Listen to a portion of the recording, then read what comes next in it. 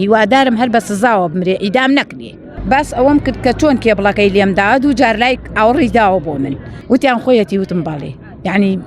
بەڵام تەمەنی زۆر ڕۆیە بۆ ئێمە زۆر جێ خۆشحاڵیە کاتی ئێمە لە قەڵای نوگرە سەلمانە نەمانەتوانی یعنی دەرچینە دەرەوەی قەڵاکە بە کێبڵ لێمانیەدا ئەیدا لە مناڵ ئەیدا لە ژن ئەیدا لە پیا و دەستی نەوە پاراست ئەلحەمدولیلا ئیمڕۆ لە قەفەزی دادگا بە تاوانباری دیمان و بەزەلیلی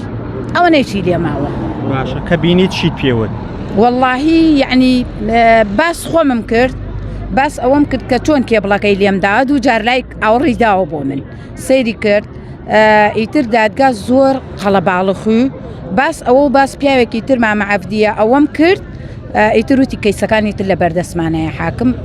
زۆر درێژەم پێ نەدا لەبەرەوەی خەڵکەکە زۆری وتم با گشتی بێ بەشنەوە باشە 38 ساڵ پێش ئێستا کە بینیت ئازاری ئەوەیەدا ئەمڕۆ لە دادگا بینیت چۆن بوو؟ وەڵڵی زۆر خۆشی بەلای منەوە یعنی کە ئەو ڕۆژە ئەو تعزیب ئێمەیەدا من تەمەنامە کرد یعنی ئەو قسەش بکەم حاکم ڕێی پێم نەدا و ئەو مەمەوشیرەوە خوشکەکەم داوای کرد من ئەو مەمەوشیرەم لە ماڵەدانا بەڵام بەداخەوە حاکم ڕێی پێم نەدا من باس مەمەوشیرەکە بکەم ئەمڕۆ ڕوخساری چۆن بوو بینیتان حەجاج؟ چاوی هەروەکو جاران یعنی ئاوا لای کردو ئاوڕی داوە وتیان خۆیەتی وتم بەڵێ یعنی بەڵام تەمەنی زۆر ڕۆیە و زۆریش لاواز بێ لە سجنەکە هیوادارم هەر بە سزاوە بمرێ ئیدام نەکرێ بە سزاوە وەکو ئێمە چۆن خوشک و براکان ئێمەی سزادا لە نوگرە سەلمان و لە ناو قەڵاکە گیانیان لە دەستدا بە برسوێتی بەتیونێتی بە تەعزیب ئەوش بەو شێوە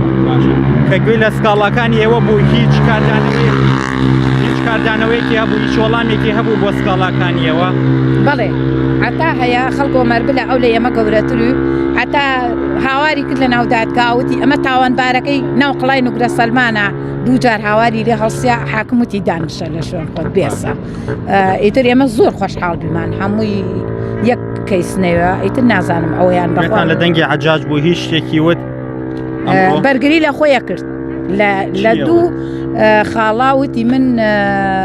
پۆلیس بردمێتی بۆ کەشفەکە بۆ بردیانەتە تەبعەن تایسە دوو جا براوەتە قەڵای نوگرە سەلمان و شوێنەکە و دەوروبەری قەڵاکە و لای ڕووفاتی خوشک و براکانمان و دایک و باوکەکانی پێکەشف کراوە و چواردەی مانگیش دادگا بەسەری ئەسەپێ ئینشاڵڵا زیندانی هەتایە و سزای بەرگری لە خۆیە کرد چییە وت ئامینەخان؟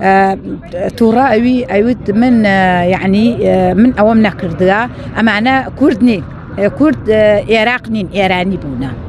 هەتا مەحامیەکەی ئێمە وتی ئەمانە خەڵقادرکەرە من خەڵگەرمیانن خەڵکەرکووکن عێراقین کوردی عێراقین یعنی ئەو خۆی بێبەریە کرد ئەویت ئەمانە کوردی ئێران